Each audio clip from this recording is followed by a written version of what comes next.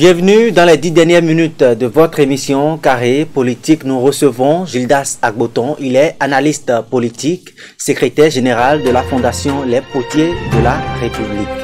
Gildas Agboton, bonjour. Bonjour Paul. Merci d'avoir accepté notre invitation. C'est moi.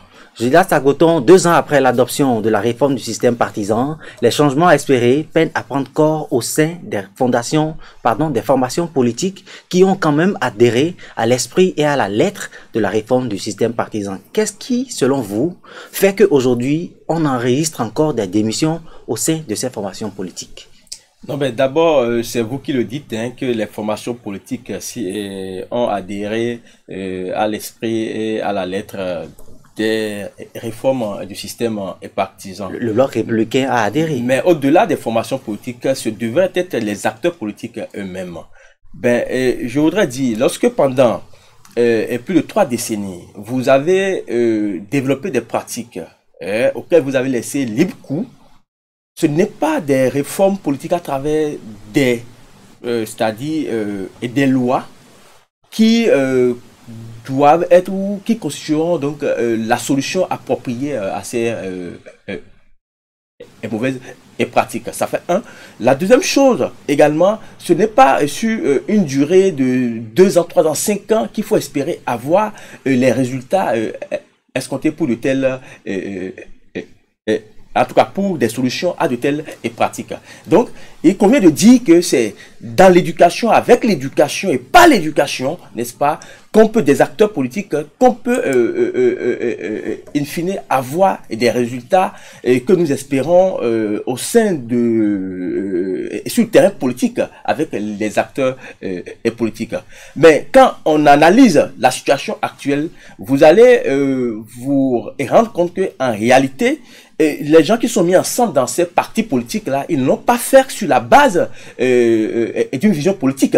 Soutenir Patrice Talon et nous mettre ensemble dans un parti politique, ce n'est pas une vision politique. Donc, ils n'ont pas un idéal, il n'y a pas une conviction pour partager.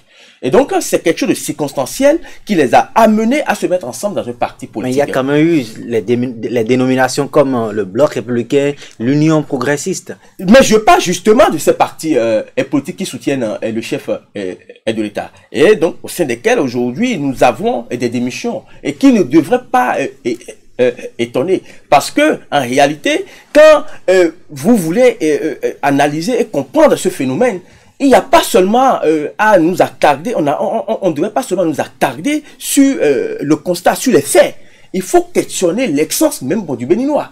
Écoutez, je vous donne un exemple. Vous voyez le nombre d'ONG que nous avons au Bénin?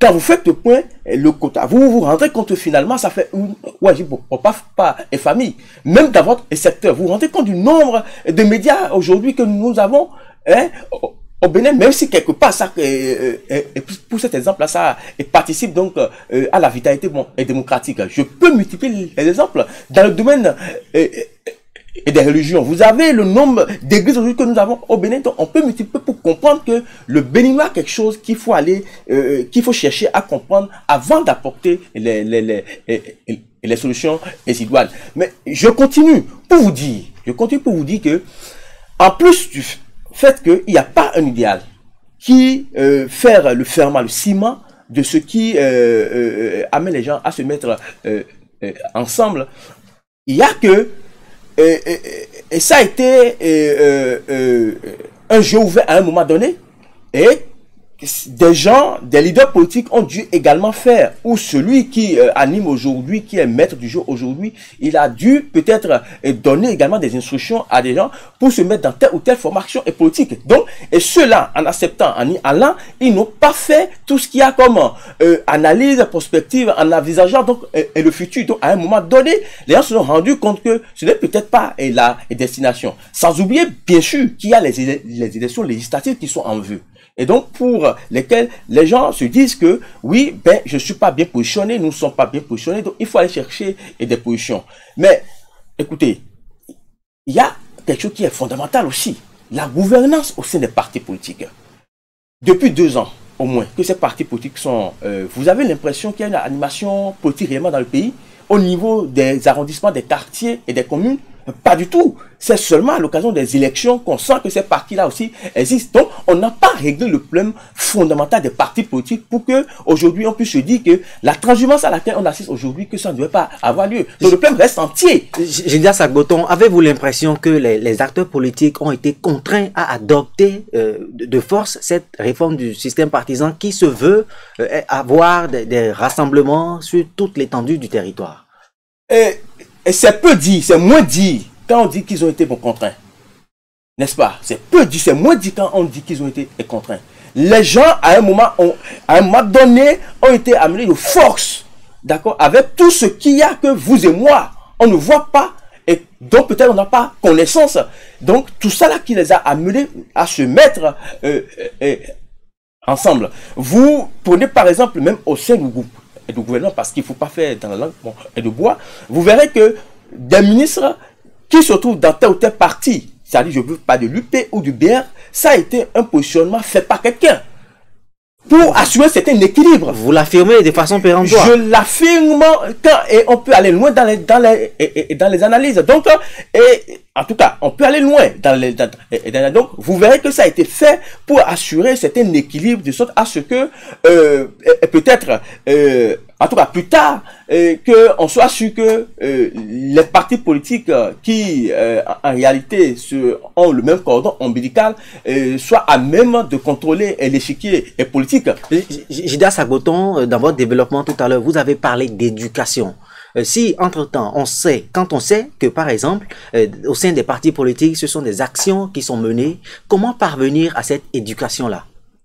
Pour parvenir à cette éducation, c'est que il faut que chaque acteur, qu'il soit acteur principal, central, ou des acteurs secondaires et autres, doivent se dire que le jeu politique n'est pas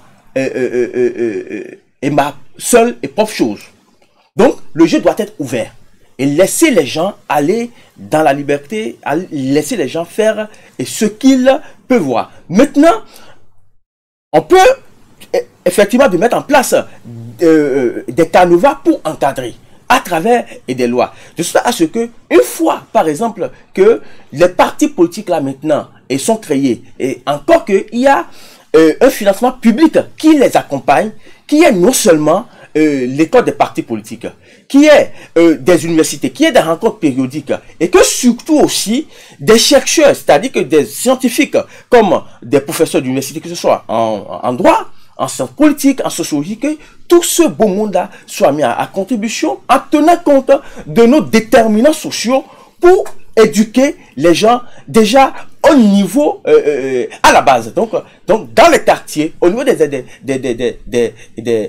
arrondissements. Donc, les partis politiques doivent aller au-delà donc des personnalités pour tenir compte maintenant de, c'est-à-dire de ce qu'on pourrait appeler aussi l'aspiration de certains militants qui est leur passion à réellement animer à travers telle ou telle autre activité. Ce que nous ne voyons pas dans le pays. Gildas Agboton, vous avez parlé tout à l'heure de rencontres périodiques. Oui. Je me rappelle la dernière activité que votre fondation, la fondation Les Potiers de la République a menée, je crois, ça remonte à mars 2019. Du tout pas. Pourquoi la fondation s'est éclipsée de l'animation de la vie socio-politique du pays, alors que, selon vous, il faut entretenir ou mener des activités périodiques? La fondation ne s'est pas éclipsée. C'est vrai qu'à un moment donné, la fondation, à travers l'équipe, c'est-à-dire dirigeante à Cotonou, on était aussi davantage engagé dans les actions. Et donc, ça permettait de rendre la fondation davantage visible. Mais à un moment donné, on a transféré, n'est-ce pas, au niveau des départements, au niveau des communes, et au niveau des arrondissements, pour permettre maintenant aux membres de la fondation de s'organiser. Vous voyez, par exemple, au niveau de la fondation Potiers de la République, il est recommandé aux membres d'aller assister aux réunions du conseil communal, de prendre connaissance, en tout cas, du contenu du plan de développement communal de leur localité, de prendre connaissance, par exemple, de la constitution, n'est-ce pas, de notre pays. Donc, c'est autant de choses que nous demandons, que nous disons. Donc, on a transféré et tout ce qui est fait, c'est-à-dire les formations que nous faisons, les séminaires que nous les organisons, et donc les rencontres et des échanges sur telle ou telle thématique aussi que nous organisons régulièrement, en invitant des gens extérieurs à nous qui viennent nous expliquer tout ça là. On a transféré ça au niveau des communes, et donc c'est à cela que les gens s'organisent. Et vous savez, n'ayant pas de gros moyens, assez de moyens, nous n'avons plus souhaité ou bien pour voulu aller dans la médiatisation de tout ce que nous sommes en train de faire. Sinon que nous sommes toujours actifs au sein de la fondation, et des actions sont menées. Vous n'êtes pas sans savoir, je ne vous l'apprends pas, les législatives prochaines pointent à l'horizon. Quelle est la contribution de la fondation Les Potiers de la République quand on veut avoir, par exemple, une certaine stabilité au sein des formations politiques? Non, ben, écoutez, nous avons dit, et de plus en plus, nous sommes en train d'avoir le sentiment peut-être que nos aînés qui sont là, ils n'ont plus grand chose donc à nous donner. Et nous avons dit, et nous continuons pas le répéter à la jeunesse. Il revient à la jeunesse de faire l'état des lieux et vraiment de se décider à se transformer. Il n'y a que cette transformation au niveau de cette jeunesse-là qui nous amènera donc à un moment donné. Cette transformation demande également que les Béninois que nous sommes, dans notre essence, c'est-à-dire l'ego que nous avons, parfois nos ambitions un peu démesurées, les intérêts que nous poursuivons sans penser donc au groupe et aux autres, qu'on arrive maintenant à mettre tout ceci là maintenant sur, en tout cas, et sous donc, et laisser cours à un idéal, à une vocation commune, et prendre corps dans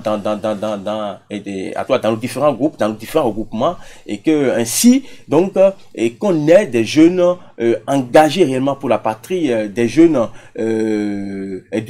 tout cas, pour non seulement engagés, mais déterminés, décidés à travailler pour que les défis qui sont les nôtres aujourd'hui, qu'on puisse prendre les leçons. Nous sommes tous dans cela, à appeler à la jeunesse de pas le passer. On a déjà dit ici que il faut la transformation, il faut le renouvellement de la classe politique. Cela est davantage encore d'actualité, et nous attirons l'attention de la jeunesse pour là-dessus.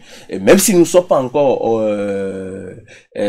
pour satisfaire des résultats que nous avons aujourd'hui, nous pensons qu'il y a quelque chose qui est en cours dans le pays, et à terme, on aura les résultats que nous... Transformation du mental du Béninois, éducation de la jeunesse, ce sont là vos conclusions par rapport à cette réforme du système partisan. Amis internautes, merci de nous avoir suivis. Nous sommes à la fin de cette émission. À bientôt.